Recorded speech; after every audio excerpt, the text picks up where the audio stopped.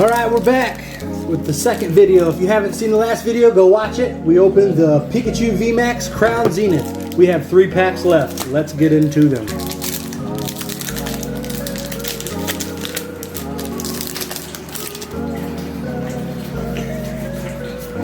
And we're gonna go fire. Poosh! And it's fire. Alright, good luck. Let's see what we get. Fire. Crushing Hammer. Ultra Ball. Gloom. Tangela. Baltoy.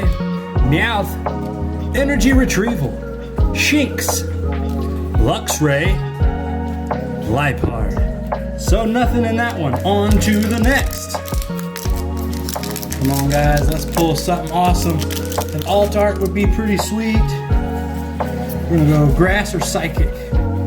And it's grass! Oh, I'm guessing them all right today. We have Graveler, Bisharp, Great Ball, Yanma, Chatot, Love Disc, Purloin, Rockruff, Emoga. Last card is Holographic Absol. Okay, nothing too crazy. Last pack magic, everybody. Let's hope that we get something really good in this last pack. Come on, give me something good. 1, 2, 3, 4. This one's gonna be psychic.